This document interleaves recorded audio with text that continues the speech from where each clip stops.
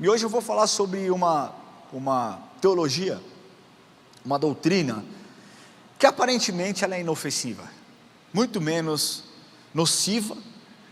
Nossa, bonita essa palavra, né? Deus soprou na minha mente. Eu acho que eu nunca usei numa pregação essa palavra. Você gostou, Diego? Anota, tome nota. Nociva. Muito menos nociva do que essas duas que nós citamos semana passada. Eu vou falar sobre a teologia da hipergraça. Quem aqui já ouviu falar dessa teologia? Quem aqui já ouviu falar de hipergraça? Amém? Mas para falar de hipergraça, a gente precisa entender primeiro o conceito de graça, entender o que é a graça de Deus. A graça, de forma muito resumida, é o que, pastor Rubem? Favor imerecido, matou a pau. Graça é você ter aquilo que você não merece ter, enquanto justiça é ter aquilo que você merece. Ou seja, você cometeu um crime, você paga pelo crime, a justiça está aí para isso. Misericórdia é você não ter o que você merece, ou seja, por alguma razão você foi absolvido de um erro que você cometeu. Isso é misericórdia.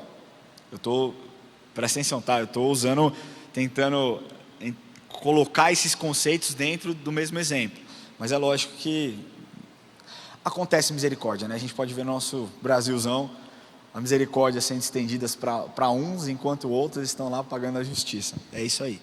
E a graça é você ter aquilo que você não merece. Então, por exemplo, de forma muito prática, a graça é mais ou menos assim: eu estou devendo um dinheiro para o Diego, eu comprei um produto na empresa dele, e ele emitiu nota fiscal, deu boleto, e eu não paguei. O que é a justiça? A justiça é ele me protestar, ele negativar o meu CPF. Por quê? Porque nós tínhamos acordo, ele me entregou algo, e eu tenho que pagar e arcar com aquilo com a minha palavra. Misericórdia é ele falar assim: cara, ele está me devendo, mas eu não vou fazer nada, eu não vou protestar ele. Graça é ele falar assim: não, vem cá, deixa eu te falar uma coisa, você não pagou, eu vendi, você não me pagou, eu vou te vender mais, eu vou te dar mais. É você dar, mesmo sem eu merecer. Ele fala: não, estou te dando mais porque, cara, senti no coração te dar mais, um pouco mais. Isso é a graça, esse é o conceito de graça, é algo que você não merece. Agora, a palavra evangelho significa boas novas. As boas novas, ela é a salvação que é oferecida através da obra redentora de Jesus Cristo na cruz, para todos nós que somos pecadores, falhos, indignos. Mas essa obra redentora oferecida a nós, ela é oferecida através da graça de Deus. E a graça é o tema central no cristianismo. Nós somos salvos exclusivamente pela graça de Deus. Não existe mérito no homem, não existe nada que você possa fazer que Deus olhou e falou: oh, uau, vou salvar esse daí, estenderei a minha graça porque esse aí é habilidoso. Não existe mérito na graça de Deus. Jesus nos concede a salvação, nos livra do pecado e nos torna filho. A graça de Deus está lá. Efésios 2, 8 e 9 diz assim: pela graça sois salvos, mediante a fé, e isso não vem de vós, é dom de Deus, não de obras, para que ninguém se glorie. Ou seja, o favor imerecido naquela cruz nos redimiu. Era para nós, pecadores, estarmos lá. E mesmo sem merecer, ele foi para aquele lugar. Mesmo sem merecer uma chicotada, ele se colocou naquele lugar por você e por mim. Não importa o quanto distante você, o quão distante você está, ou então o quão pecador você é, essa graça de Deus, ela tem o potencial para te alcançar hoje, e mudar a sua vida hoje. Não importa como você entrou aqui, e você pode falar isso para quem você compartilhar essa mensagem. Não importa o quão pecador você é, a graça do Senhor, ela tem um poder único de alcançar aqueles que ninguém quer. E nós podemos ver que essa graça, essa mesma graça, alcançou alguns expoentes cristãos que nós lemos ao longo da história. Essa graça alcançou Paulo. Paulo era um perseguidor de cristão. Paulo foi criado aos pés de Gamaliel para ser um fariseu, um cumpridor da lei. O papel dele era ver quem estava agindo contra, a cultura judaica, aquilo que era ensinado, e falar: não, você está errado, você não pode fazer isso, você vai ser punido. Paulo consentiu com a morte de Estevão. Paulo perseguiu e matou muitos cristãos. Que graça nós, meros mortais, estenderíamos a um cara como esse? Sejamos sinceros, dificilmente nós estenderíamos alguma graça para ele. Mas certo dia, a caminho de Damasco, com uma carta liberatória para perseguir e matar os cristãos, a graça de Jesus encontrou Paulo e transformou a vida desse homem. E esse homem nunca mais foi o mesmo. Aquele que era o perseguidor, então se torna a pessoa disposta a morrer pelo Evangelho. Paulo escreveu mais de 30% do Novo Testamento. Olha o que a graça de Deus faz na vida de alguém. A graça de Deus foi o que cobriu as transgressões de Davi. Davi não era ninguém, nem o seu pai via potencial nesse pequeno homem, ou então nesse projeto de homem até então. O profeta chega à casa de Jessé e fala assim: olha só, Deus me falou que aqui um dos seus filhos será o rei. E Jessé reúne a tropa e fala: acho que esse aqui é Eliabe, bonitão, fortão, pegada de rei, voz de rei, imponente, lembrava muito Saul. Porque se você for ler na Bíblia, a descrição de Saul também, Saul devia ser bem bonitão, forte. Cara, e aí ele vai passando um por um, o profeta Samuel vai passando um por um, não acha ninguém e fala: acabou seus filhos? Não tem mais aqui? Porque não é nenhum desses. Tem um que está lá no campo. Então manda buscar. Quando ele chega, cara, Samuel unge a Davi. Davi vai lá, aí você sabe a história, enfrenta Golias, vence Golias, mas não entra no rei, não entra no palácio como rei, mesmo já sendo rei.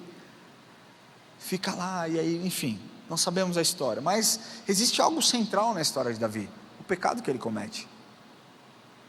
Davi adultera, Davi mente, manipula, manda o seu amigo, o chefe da guarda, um dos cabeças, para o fronte de uma batalha para morrer, porque ele sabia que ia morrer. Porque não teve o punch de assumir a responsabilidade, porque aquela mulher seria apedrejada, e ela estava grávida de um filho dele. Que graça nós estenderíamos a um adúltero assassino? Nenhuma, talvez. A igreja, quando nós falamos a respeito de adultério, as pessoas já são poucas. As pessoas já não estendem graça, já não estendem misericórdia, é olho por olho, dente por dente. Fez paga, fez isso. Existe um pastor que tem um ministério lindo, que cuida de pastores que caíram, em determinadas áreas. Eu tive em um lugar onde esse pastor meio que passou por uma sabatina. Não era uma sabatina, mas era uma conversa. E esse pastor, ele foi duramente criticado, simplesmente por abrir a sua casa e receber pastores que caíram em adultério. Agora, se esse pastor não fizesse isso, quem faria? Está certo o pastor adulterar? Óbvio que não. Está certo o pastor ser chutado para fora da igreja sem ser cuidado depois de tanta dedicação? Óbvio que não. Esse pastor deve voltar a pregar? Eu não sei, mas eu sei que ele precisa ser cuidado como qualquer ovelha de Cristo. Não é assim? A graça que você quer que Deus estenda sobre a sua vida, muitas vezes não é a graça que nós queremos estender sobre a vida daqueles que são mais difíceis de lidar do que nós, não é verdade? Mas a graça de Deus encobriu os pecados de Davi. Mas encobriu porque Davi se arrependeu, porque quando o profeta Natan chega a ele e fala assim: Davi, contou uma historinha para Davi lá, e Davi fala: quem foi que fez isso? E aí o profeta Natan fala: foi você. Você pegou a única ovelhinha daquele cara, daquele rebanho. E Davi se arrepende, Davi chora. Você pode conferir lá em Salmo 51 a sua oração, a sua devoção, a sua entrega. E eu acredito de verdade que Davi foi um homem segundo o coração de Deus, porque tinha uma coisa que ele não resistia. Ele não resistia à graça de Deus. Ele reconhecia que ele era falho, mas todos os dias ele desejava a presença do Senhor. Alguns dizem que ele ia até 7 vezes se encontrar com a presença do Senhor, todos os dias.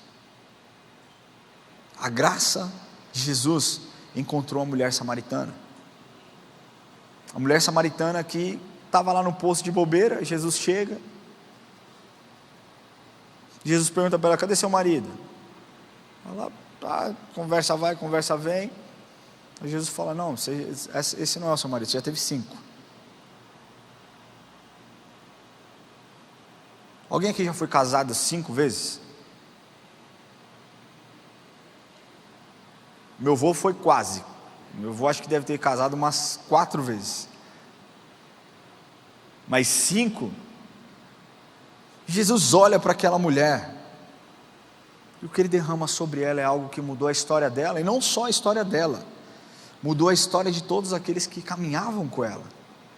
Quando nós lemos a passagem da mulher samaritana, me encanta como Jesus é amoroso com ela. Primeiro, judeu não se dava com samaritano, e Jesus para e gasta tempo com ela. Mas mais do que isso, quando nós lemos o que está escrito lá em João, capítulo 4, versículo 39 a 42, nós vemos o que a graça de Jesus, como a graça meio que correu para dentro, talvez da vila que ela vivesse, do ambiente que ela vivesse. Olha o que diz: muitos samaritanos daquela cidade creram nele, em virtude do testemunho da mulher, que anunciara: ele me disse tudo quanto tenho feito. Vindo pois os samaritanos ter com Jesus, pediam-lhe que permanecesse com ele, e ficou ali 2 dias. Muitos outros creram nele por causa da sua palavra, e diziam à mulher: já agora não é pelo que disseste que nós cremos. Ou seja, agora não é mais pelo seu testemunho que nós cremos, mas porque nós mesmos temos ouvido e sabemos que este é verdadeiramente o Salvador do mundo. No nosso cotidiano, trazendo mais para nós podemos ver a graça de Deus sendo estendida na nossa vida de inúmeras formas. Quando nós erramos e pecamos contra o Senhor, assim como Davi pecou, porque Ele é capaz de perdoar os nossos pecados. Ele diz que dos nossos pecados Ele não se lembra mais. 1 João 2,1 diz assim: filhinhos meus, essas coisas vos escrevo, para que não pequeis. Se todavia alguém pecar, temos advogado junto ao Pai, Jesus Cristo, o justo. Ou seja, pecou, existe um caminho. Não é como Judas: já que você pecou, vai lá e se mata e acaba a sua vida. Não, pecou, joelho no chão, confessa os seus pecados. Aquele que confessa os seus pecados e os deixa, alcança a misericórdia. A graça do Senhor, ela é manifesta através da provisão diária que Ele te dá. Quantos aqui trabalham? Quantos aqui conseguem colocar comida nas suas casas? Sabe por que você consegue? Porque Jesus deu a habilidade para que você pudesse respirar e viver e andar e trabalhar. Se não fosse a graça do Senhor sobre a sua vida, por melhor que você seja no seu trabalho, seria um fiasco. Não daria certo. Nós temos que enxergar a graça do Senhor nas nossas vidas, nos detalhes. Muitas vezes nós focamos só no sobrenatural. Não é não, pastor Hugo? A gente, como pastores que recebemos pessoas, aconselhamos, pastor Murilo, Maurício, pastor Diego, pastora Alana, pastora Tayla, pastora Paty, que acho que foi para lá. Quando nós, ou então líderes, né? Não ainda pastores, mas futuros pastores, a pastora Carol está aqui, a Izzy, o Kevin, enfim. Mas quando nós estamos, eu até me perdi. Recebendo pessoas. Quando nós recebemos as pessoas, e muitas vezes essas pessoas só celebram quando algo sobrenatural acontece.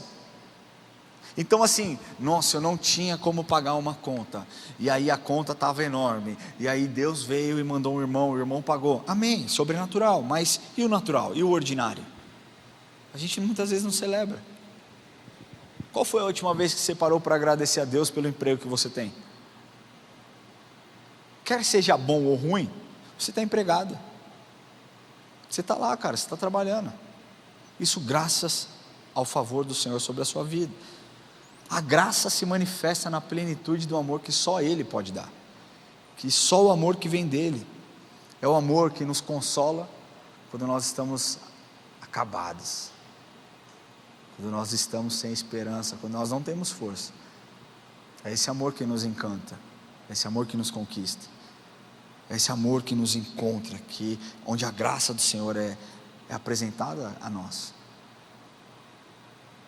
Cara, a graça, ela é uma realidade que ela pode ser experimentada e compartilhada com todos. Não é isso? Não é verdade? Somente por essa breve explicação da graça, nós já poderíamos encerrar esse culto com um coração grato, com um senso de privilégio, de termos um dia sido encontrado por Jesus. Você está comigo? Se eu falasse para você, feche seus olhos, vamos orar.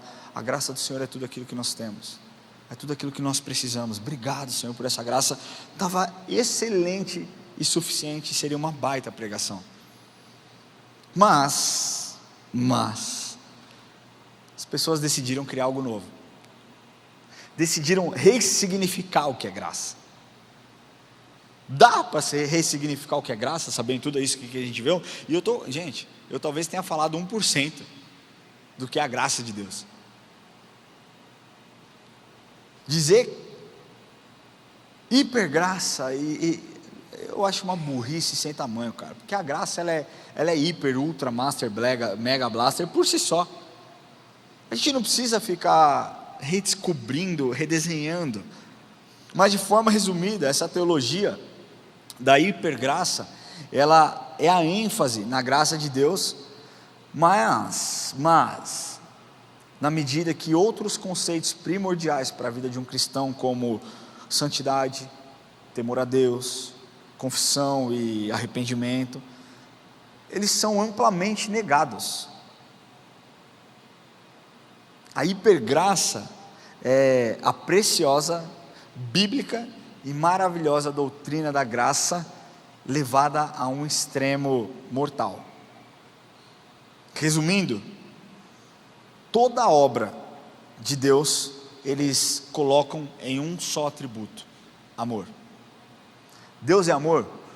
Óbvio, é a essência dele. Quando nós lemos 1 João 4, nós vemos por diversas vezes João dizendo que Deus é amor. E aconteceu isso, e Deus é amor, e Deus é amor, e Deus é amor. Então, a essência dele é o amor. Quando eu entendo, pelo menos, que quando Deus disse, façamos o homem a nossa imagem e semelhança, não era uma semelhança física, óbvio que não, mas sobre uma essência. E a essência é que ele derramou sobre nós a capacidade de amar outras pessoas. A hipergraça, ela só foca no amor de Deus. E esse amor, óbvio, que é um aspecto central no cristianismo, mas ela exagera a tal ponto de ignorar a justiça e a ira de Deus contra o pecado. Sabe qual que é a impressão que eu tenho? É que essas pessoas que inventaram essa teologia eram pessoas que estavam presas em pecados, eram pessoas que estavam talvez enredadas nas armadilhas de Satanás, e para que elas não se sentissem tão pesadas, elas então decidem focar somente nesse atributo de Deus. Ou seja, já que eu não consigo me livrar do meu pecado, eu vou falar só sobre o amor. E aí eles usam isso como um aval bíblico para que eles não precisem falar sobre uma justiça divina, sobre a santidade que Jesus espera que nós tenhamos. Eu vou focar só no amor de Deus agora. Mas olha o que a palavra diz lá em Judas 1,4. Pois certos indivíduos, presta atenção nisso, pois certos indivíduos se introduziram com dissimulação, os quais desde muito foram antecipadamente pronunciados para esta condenação, homens ímpios que transformavam em libertinagem a graça do nosso Deus e negam o nosso único soberano, Jesus Cristo Salvador.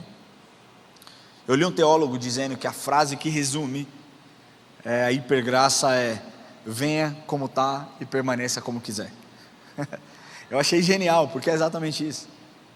Venha como você está, óbvio, óbvio, venha como você está, quebrado, falido, machucado, sabe, transvestido, eu não sei como você pode vir, venha, você vai ser recebido aqui com amor, sem preconceito, sem julgamento, sabe, nós vamos te amar, nós vamos te abraçar, mas nós não vamos falar aquilo que você quer ouvir, nós vamos falar aquilo que a palavra de Deus diz, nós vamos falar sobre o propósito de Deus na sua vida, nós vamos falar o quão amado você é, o quão chamado, o quão escolhido você foi pelo Senhor.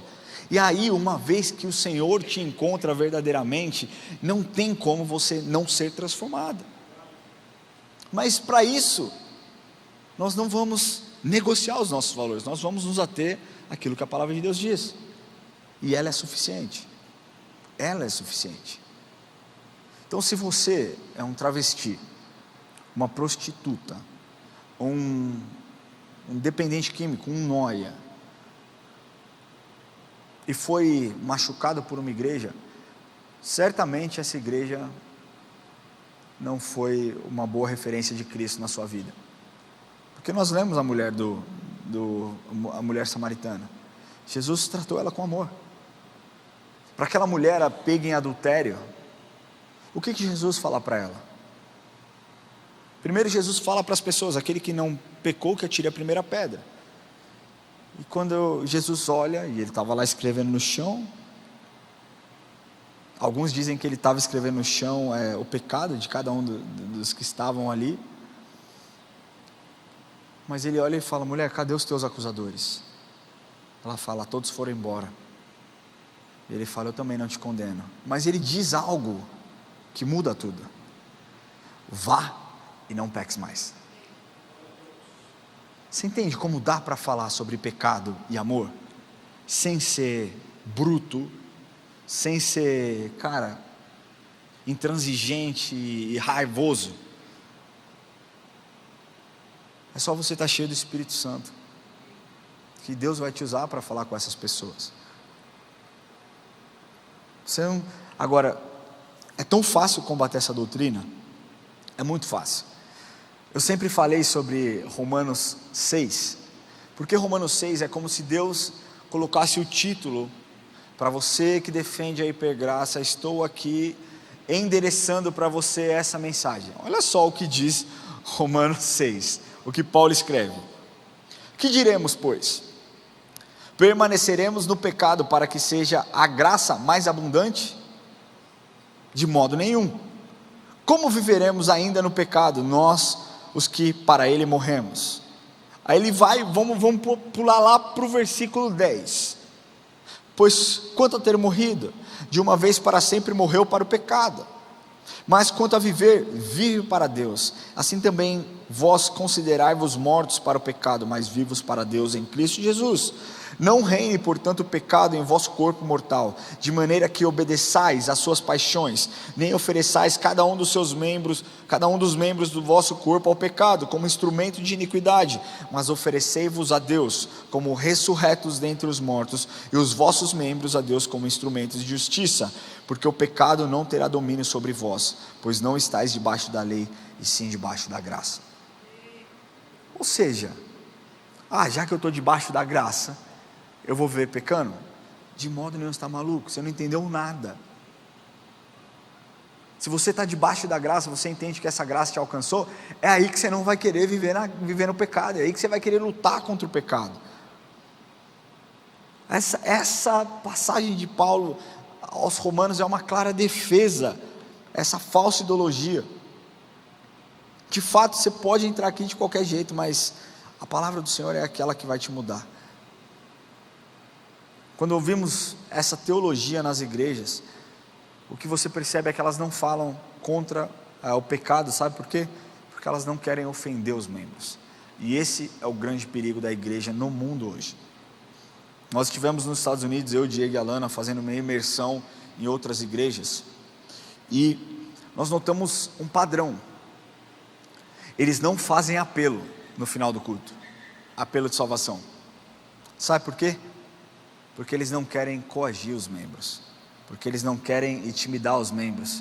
Existe uma outra palavra que eu esqueci, que eles usam. Eles não querem que os membros se sintam pressionados. Então aparece um QR Code e eles falam assim: se você quer aceitar Jesus, tem esse QR Code. Meu querido, o reino de Deus não é tomado na conversa, o reino de Deus é tomado à força. Se o seu filho estiver sendo pego, sendo sequestrado, se estiver sendo, um jacaré puxou ele para dentro do lago, você vai lá trocar ideia com o jacaré? Seu jacaré, esse é o meu filho, você poderia soltá-lo por obséquio? Você vai pular no jacaré, meu irmão, você vai grudar no jacaré. Eu fico me imaginando dando um mata-leão no jacaré, não sei se dá para sufocar ele assim, mas não dá, cara, para a gente pensar se os membros estão confortáveis. Não é sobre estar confortável, é sobre estar desconfortável, porque a palavra do Senhor é isso, ela é confronto, ela tem que nos moldar, ela tem que nos mostrar o caminho, ela tem que apontar uma direção. E posso falar, ela confronta todo mundo. O apóstolo Lamartine, direto aqui de cima desse púlpito, ele fala a respeito das lutas dele, e o quão confrontado ele é por conta das suas dificuldades, e o quão maravilhoso a graça de Deus que o resgatou. Não dá para romantizar uma vida de pecado, cara. Não dá para achar que isso é normal, porque o que eles dizem é o seguinte: nessas igrejas que não falam sobre o pecado, cria-se então um ambiente hostil, digamos assim. Pensa, pessoas novas chegam a uma igreja que prega essa teologia, ela não fala sobre pecado. O cara que é novo na fé, vai saber o que é pecado? Não, ele sabe que moralmente matar é errado, ele sabe que moralmente, alguns adulterar nem é moralmente errado, mas ele sabe, por exemplo, que roubar é errado. Mas se nós, como igreja, não ensinarmos aquilo que Deus espera, porque nós nos baseamos naquilo que Jesus diz, ouviu o que foi dito lá atrás: não adulterarás. Eu já digo mais: se você olhou e desejou, já adulterou. O cerne da nossa mensagem tem que ser aquilo que Cristo nos ensina. A palavra de Deus é a que muda, é o que muda tudo. Para essas pessoas, se o pecado não é tão sério, então por que eu preciso me arrepender? Porque se esse pecado não é um baita de um problema, eu não preciso me arrepender. Olha o que a palavra do Senhor diz lá em Atos 3, 19 a 21. Arrependei-vos, pois, e convertei-vos para serem cancelados os vossos pecados, a fim de que da presença do Senhor venham tempos de refrigério, e que envie Ele o Cristo, que já vos foi designado, Jesus, ao qual é necessário que o céu receba até os tempos da restauração de todas as coisas, de que Deus falou por boca dos seus santos profetas desde a antiguidade. Agora, segundo essas pessoas, se o arrependimento não é tão necessário assim, uma vez que a graça cobre tudo, então nós não precisamos nos preocupar. Ou eu deveria me preocupar em viver em santidade? Você percebe como não faz sentido e uma coisa leva a outra? Então, se eu não ensino sobre pecado, eu não preciso aprender sobre arrependimento. Se eu não preciso aprender sobre arrependimento, por que eu devo viver em santidade uma vida separada e consagrada? Não é verdade? E talvez essa seja uma pergunta que até mesmo os membros dessa igreja possam fazer e você esteja se fazendo, mas a resposta é uma só, é muito clara. Hebreus 12, 14 a 17: segui a paz com todos e a santificação, sem o qual ninguém verá Deus. Ou seja, sem santificação ninguém verá Deus. Atentando diligentemente, porque ninguém seja faltoso, separando-se da graça de Deus, nem haja alguma raiz de amargura que brotando vos perturbe, e por meio delas muitos sejam contaminados. Nem haja algum impuro ou profano, como foi Esaú, o qual por um repasto vendeu seu direito da primogenitura. Pois sabeis também que posteriormente, querendo herdar a bênção, foi rejeitado, pois não achou lugar de arrependimento, embora com lágrimas tivessem buscado. Cara, assim como essa teologia e a teologia passada, todas essas doutrinas que tiram Jesus do centro são maléficas e diabólicas. A pregação ela se torna muito mais sobre como Deus pode servir o homem, do que como o homem deve andar em santidade e retidão perante os caminhos do Senhor. E isso distorce completamente a mensagem central do Evangelho.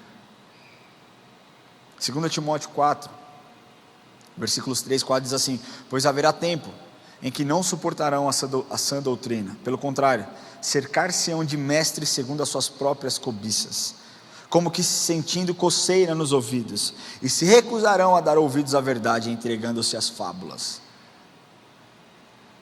Quando eu estou me aprofundando nisso, nessas teologias, eu falo, cara, parece uma história de um livro de ficção talvez, não sei, mas não faz o menor sentido, porque é totalmente contrário à palavra de Deus. Para que você entenda o que eles estão falando, eu precisei fazer um panorama sobre a graça.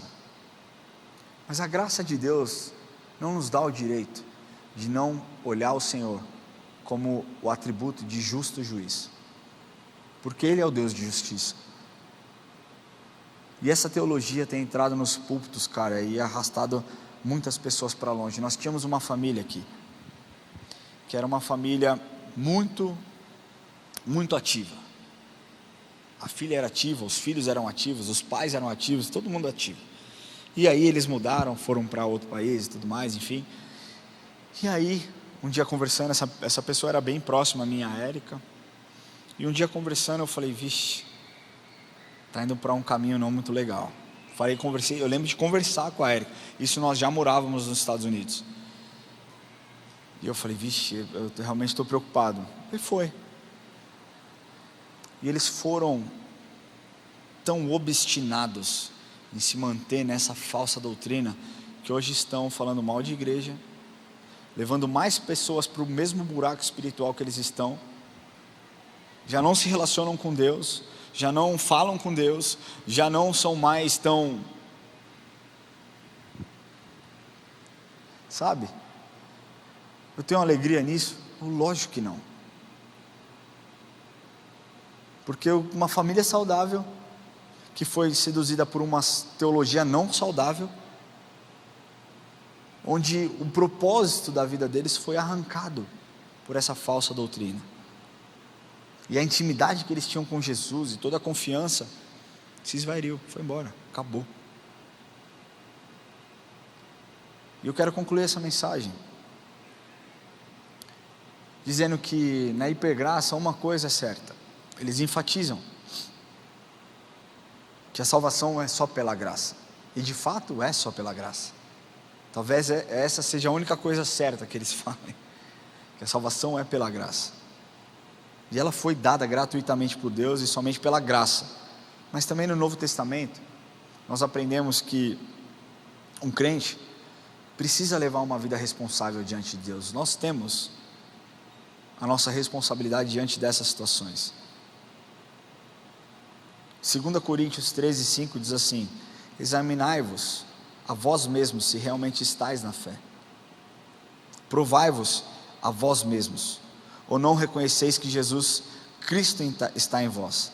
Se não é que já estáis reprovados, mas espero reconheçais que não somos reprovados.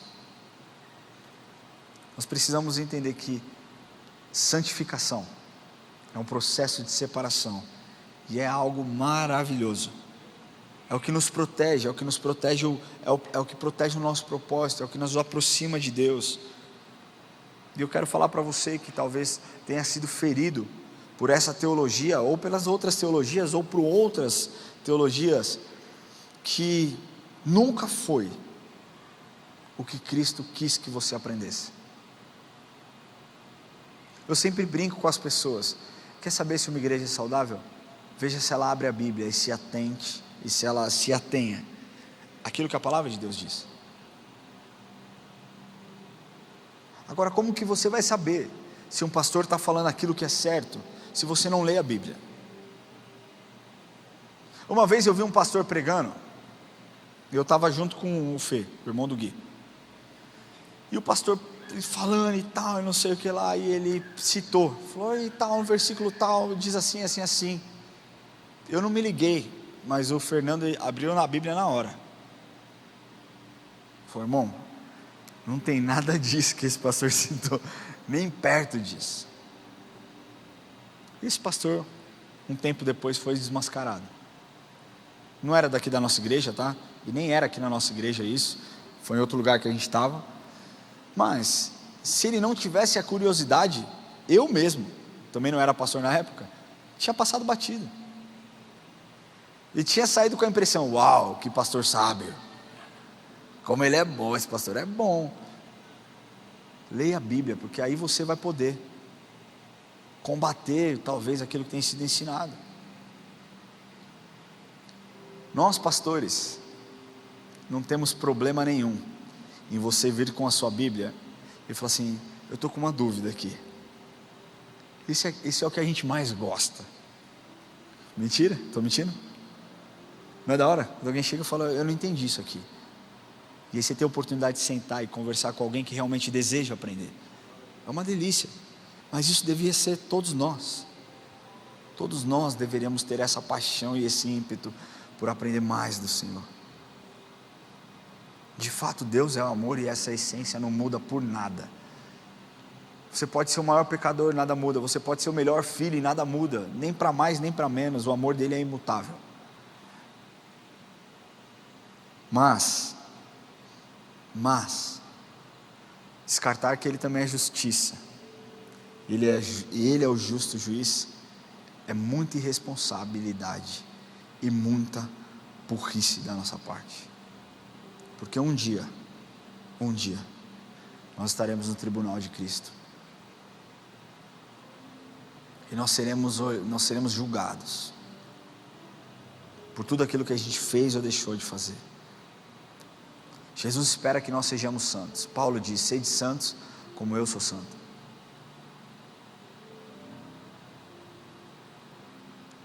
Agora, mais santo não é o que não peca, mas é o que mais se limpa, é o que mais confessa o seu pecado, é o que mais vai à fonte se lavar. E sabe quem é a fonte? Cristo. Ele é a fonte da vida, Ele é a fonte de todo amor e toda justiça. E é sobre essa palavra que eu quero declarar sobre a vida de vocês, que nenhum ensinamento errado vai tirar de vocês a verdade que Cristo é a fonte de todo o amor e toda a justiça. Se santidade não fosse tão interessante e tão importante, a Bíblia nem citaria, mas ela traz alguns conceitos muito importantes para que nós pudéssemos viver uma vida de retidão e agradar ao Senhor. Eu queria que você fechasse seus olhos. Nós não precisamos ressignificar o que é a graça de Deus. A graça de Deus, ela é linda, maravilhosa. E talvez hoje aqui eu esteja falando com cristãos maduros, que não viveram isso, que não viveram um trauma de serem machucados por uma doutrina fraca, por uma doutrina mentirosa.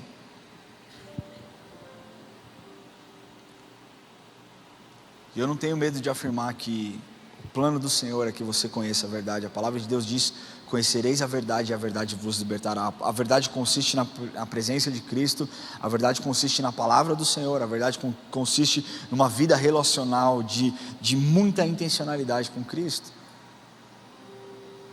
E eu creio que Cristo quer derramar sobre cada um de nós nessa noite é o entendimento sobre a graça verdadeira dele. Porque quando nós entendemos essa graça, nós voluntariamente decidimos abrir mão de viver uma vida profana, de viver uma vida irresponsável, de viver uma vida que nos levam a caminhos de morte. Eu quero orar com a igreja. Eu queria pedir que a igreja ficasse em pé.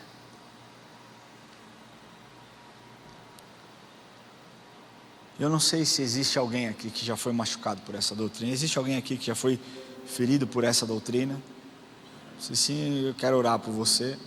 E nós vamos declarar sobre a sua vida a cura do Senhor sobre a sua alma. Existe alguém? Não? Mas nós vamos orar por você, talvez esteja nos assistindo online, que tenha vivido isso. Senhor, nós pedimos perdão, Pai. Perdão, Deus, porque nós vemos muitos se desviando dos seus caminhos por ensinamentos falsos. Deus, muitas vezes, pessoas que têm a responsabilidade de levar as ovelhas a um caminho tranquilo, a pastos verdejantes,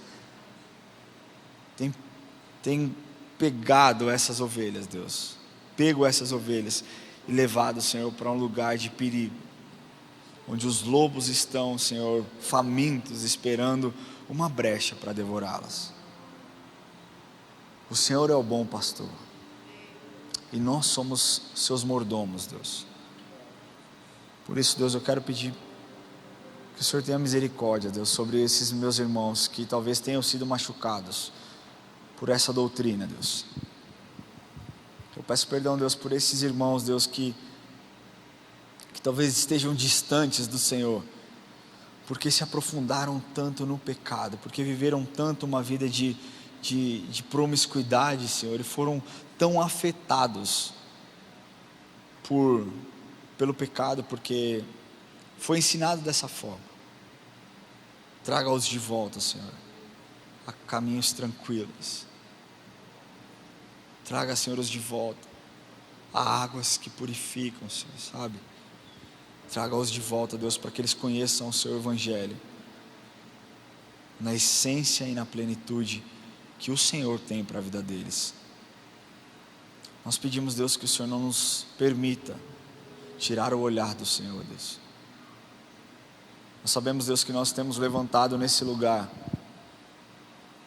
uma denúncia contra essas falsas doutrinas, essas heresias. Nós sabemos que nós podemos ser atacados de inúmeras formas, mas nós repreendemos, Deus, em nome de Jesus, Pai, e que os nossos olhos continuem fitados no Senhor, Deus, continuem fixos no Senhor, Deus. Que não haja vaidade, que não haja, Senhor, o egocentrismo, que não haja, Senhor, sabe, o nosso ego inflado, Deus. Uau, como nós denunciamos bem, não é sobre nós, Deus, é sobre os Teus filhos, é sobre o Senhor, é sobre aquilo que o Senhor pode fazer na vida de cada um deles. Não nos permita tirar os olhos de Ti, Senhor. Eu oro pelos meus irmãos que chegaram a este lugar, Deus, e vieram aqui, Senhor, para aprender mais o Senhor, Deus, que o Senhor arda no coração deles, Deus, a compaixão por aqueles que estão perdidos, por aqueles que estão longe, por aqueles que foram feridos, Deus, que eles não se intimidem. Hoje eles começam, a partir da semana passada, eles começam a ter uma bagagem, Senhor, para combater essas falsas doutrinas, essas falsas heresias, que o Senhor coloque o espírito de intrepidez sobre a vida deles, e que eles possam denunciar, Senhor, todo abuso, toda mentira, toda conversa, Deus, que não Te agrada, Deus. Nós Te agradecemos, Deus, porque o Senhor tem aberto os nossos olhos, mas mais uma vez eu oro, não permita que nós tiremos os nossos olhos do Senhor, Deus. Continue com os seus olhos fechados. Eu quero fazer uma pergunta. Eu não sei se existe alguém aqui que nunca entregou o seu coração para Jesus. Entregar o seu coração para Jesus é você não se render a doutrinas, mas se render ao Criador do universo.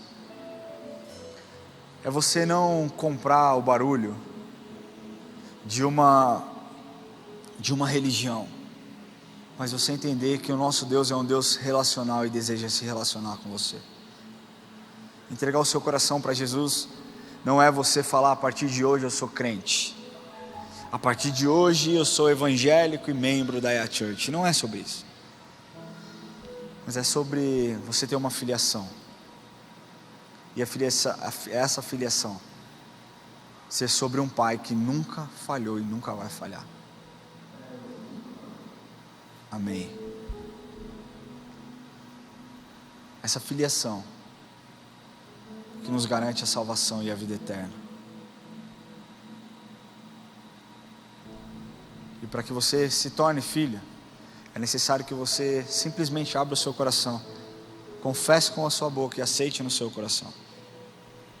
Por isso eu quero perguntar se existe alguém hoje que nunca fez essa oração de entrega, dizendo: Senhor, está aqui o meu coração, eu confesso o Senhor como meu Senhor e o meu Salvador. Eu não tenho muito para te oferecer, Jesus, mas o meu coração está aqui. Se existe alguém que deseja entregar o coração para o Senhor essa noite, eu queria pedir que você levante a sua mão onde você estiver, e eu quero orar com você. Eu não sei se tem alguém aqui, mas se tiver, não fique acanhado, não tenha vergonha, não fique preocupado com o que outros podem pensar. Simplesmente levante a sua mão e eu quero orar com você, em nome de Jesus. Existe alguém? Se sim, levanta a mão alta aí, porque tem algumas pessoas com a mão assim, aí eu não sei se está só adorando a Deus, orando, ou se que realmente quer. Mas eu quero orar com você então, meu irmão, que está nos assistindo online, talvez deseje fazer essa oração. Após essa oração, que você possa apontar a câmera do seu celular para esse QR Code. Mas responda e repita comigo assim essa oração. Senhor Jesus, hoje eu entrego o meu coração em Tuas mãos. Jesus, eu confesso os meus pecados. E eu peço que o Senhor me ajude a ser uma pessoa melhor. Me ajuda, Senhor, nessa nova caminhada. E eu peço que o Senhor escreva o meu nome no livro da vida. O Senhor é o meu único Salvador, e não existe outro além de Ti. Senhor, nós Te agradecemos por esse culto. Nós Te agradecemos pela Sua doce presença nesse lugar. Pedimos, Deus, que o Senhor leve cada um aqui em segurança para suas casas, que eles possam ter uma noite de paz e de descanso, e que nós possamos ser renovados pela Sua graça, Senhor, em nome de Jesus, Deus. Que Deus, nós pedimos que o Senhor traga aqueles que precisam do Senhor, aqueles que precisam ouvir do Senhor, aqueles que precisam entender do Senhor, aqueles que precisam ser curados pelo Senhor, que o Senhor traga, Senhor. Traga, Senhor, não deixe com que o inimigo retenha nada daquilo que o Senhor já planejou. Nós encerramos esse culto orando: Pai nosso que estais no céu, santificado seja o Teu nome, venha a nós o Teu reino, seja feita a Tua vontade, assim na terra como nos céus. O pão nosso de cada dia nos dai hoje, perdoa as nossas dívidas, assim como nós perdoamos os nossos devedores, e não nos deixes cair em tentação, mas livra-nos do mal, pois Teu é o reino, o poder e a glória para sempre. Amém. Que Deus te abençoe, vá em paz, nos vemos domingo, em nome de Jesus.